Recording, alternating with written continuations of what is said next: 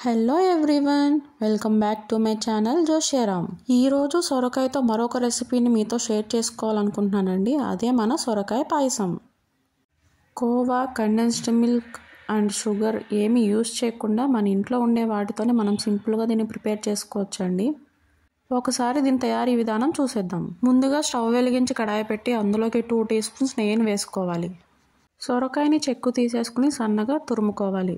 తురిమిన తర్వాత అందులో నుంచి వాటర్ మొత్తం పిండేసుకోవాలి.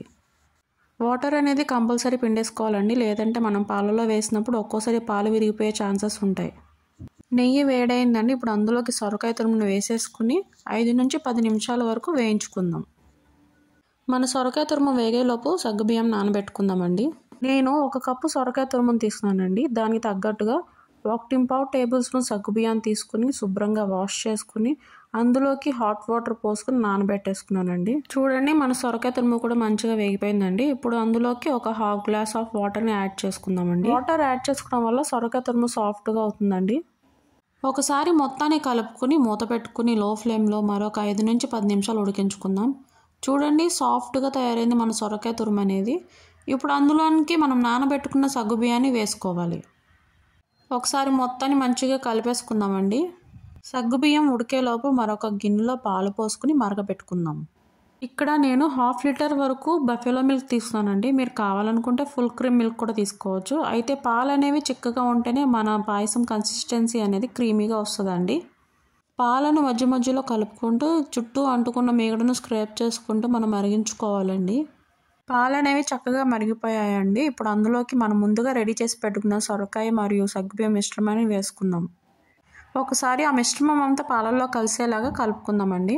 మనం ఎటువంటి కోవా కానీ కండెన్స్డ్ మిల్క్ కానీ యూజ్ చేయట్లేదు కాబట్టి క్రీమీ కన్సిస్టెన్సీ కోసం ఇక్కడ నేను 5 నుంచి 6 చొప్పున బాదం జీడిపప్పును తీసుకున్నానండి. వాటిని ఇలా కోర్స్గా గ్రైండ్ చేసుకున్నాను. ఇప్పుడు మనం గ్రైండ్ చేసుకున్న డ్రై ఫ్రూట్స్ పౌడర్ని పాలలో వేసుకుందామండి. దీనివల్ల మనకి క్రీమీ కన్సిస్టెన్సీ వస్తుందండి. ఒకవేళ మీరు ఇది వద్దు అనుకుంటే కనుక స్కిప్ చేసుకోవచ్చు. ఒకసారి మొత్తాన్ని ఉండలు లేకుండా కలుపుకొని మరొక 5 నిమిషాలు మరిగించుకోవాలి. ఇప్పుడు మన టేస్ట్కి తగినంత బెల్లం పొడిని వేసుకోవాలి. మీరు కావాలనుకుంటే బెల్లం తురుమును కూడా వేసుకోవచ్చు అండి, లేదంటే షుగర్ని కూడా యాడ్ చేసుకోవచ్చు. మనం వేసుకున్న బెల్లం పొడి అంతా కరిగేలా ఒకసారి కలుపుకోవాలి. బెల్లం కరిగిన తర్వాత 1 టీ స్పూన్ ఇలాచీ పౌడర్ని యాడ్ చేసుకుని మరొక 5 నిమిషాలు ఉడికించుకోవాలి. చివరిగా కట్ చేసిన డ్రై ఫ్రూట్స్ని అందులో యాడ్ చేసుకుని సర్వింగ్ బౌల్కి సర్వ్ చేసుకోవడమే. అంతే అండి, ఎంతో సింపుల్గా అండ్ టేస్టీగా ఉండే సొరకాయ పాయసం రెడీ. ఎప్పుడూ చేసుకునే సేమియా పాయసమే కాకుండా ఒకసారి ఇలా సొరకాయతో కూడా ట్రై చేసి చూడండి, మీరు మళ్ళీ మళ్ళీ చేసుకుంటారు.